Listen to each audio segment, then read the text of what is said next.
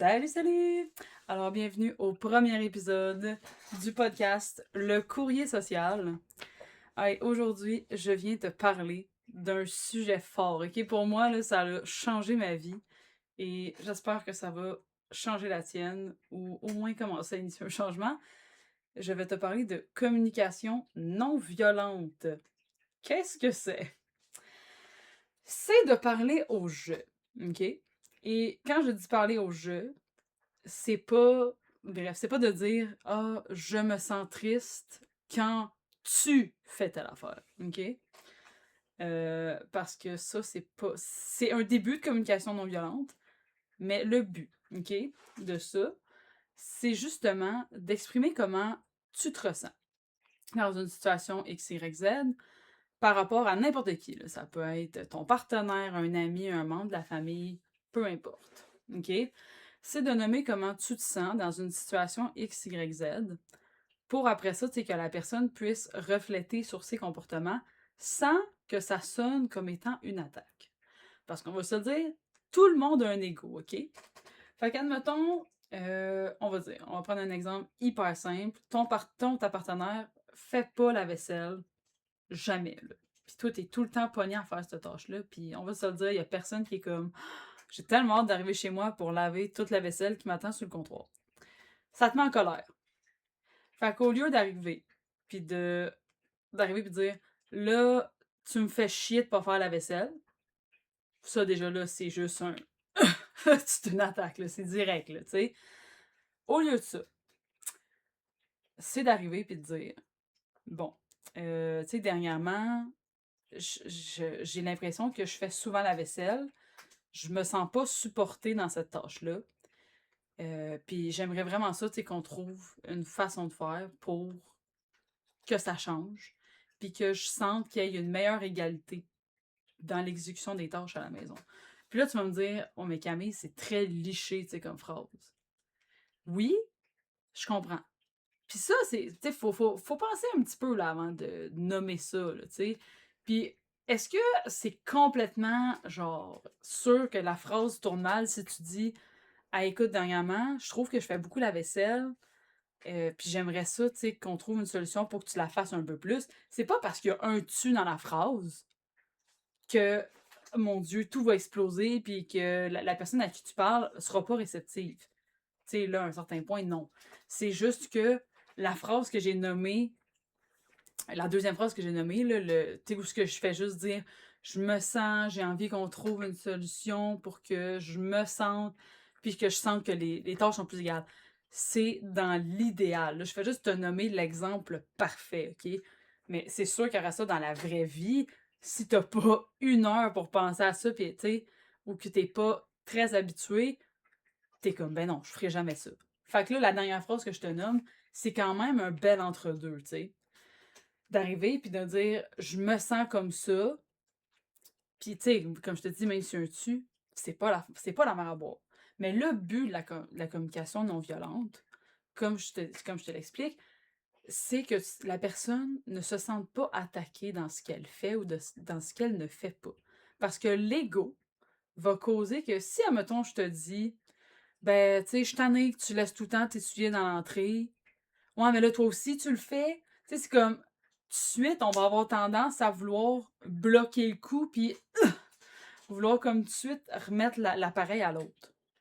Fait que c'est important de comme penser à cet angle-là, parce que même, pense-y toi-même, là. Tu sais, j'arrive, puis je te dis ça. Hey, je t'en ai que tu fasses pas la vaisselle. OK.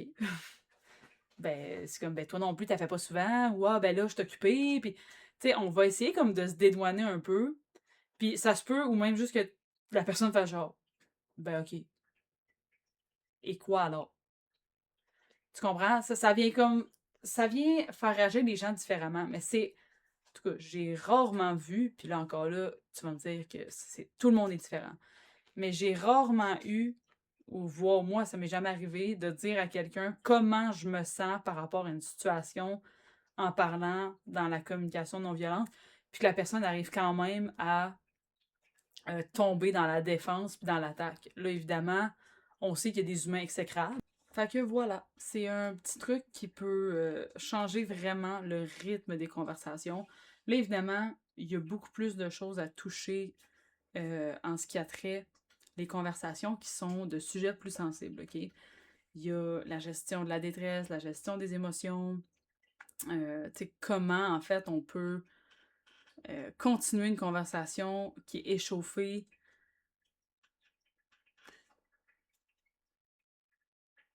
Comment continuer une conversation, tu sais, qui s'échauffe sans tout gâcher ce qu'on a essayé de faire avant. Et ça va être différents sujets de podcast parce que sinon, ça serait un épisode qui ne finirait jamais. Donc, je te laisse avec ce sujet-là. Donc, communication non violente, qu'on essaie de parler vraiment de comment on se sent, comment on aimerait que les choses peut-être changent, qu'on invite la personne aussi à participer, en fait, à trouver, à faire des changements ou quoi que ce soit. Là, évidemment, ça peut s'appliquer à énormément de choses. Et là, comme je te dis, ça va pas être une phrase tout lichée comme j'ai nommé. Il y a la théorie, puis après ça, il y a la pratique, évidemment. Mais le but, c'est vraiment d'essayer de ne pas, encore une fois, de ne pas sentir que la personne se fait attaquer de front.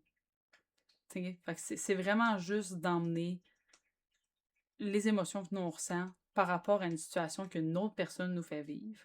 Là, évidemment, ça ne veut pas dire que en parlant de façon non violente, tu vas pas te faire recevoir avec violence. Comme je te l'ai dit, il y a des gens qui sont vraiment pas équipés socialement. Puis c'est justement pour ça que le podcast est là, pour amener à conscience ce genre de choses-là.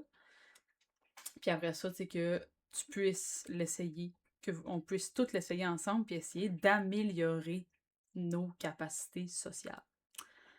Alors, c'était un court épisode, mais je trouve que de faire des épisodes tout le temps de 1 heure, c'est pas quelque chose qui me ressemble. T'sais, il va en avoir des épisodes plus longs avec les invités.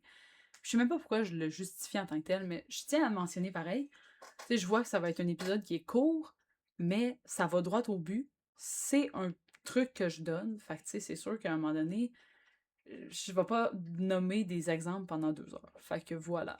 Fait que dis-moi en commentaire si c'est le genre de choses que tu penses déjà pratiquer dans ta vie, si c'est quelque chose que tu aimerais pratiquer plus. Puis sinon même, si jamais tu veux partager en fait là, des exemples de quand tu as utilisé la communication non violente, qu'elle a été un succès ou non.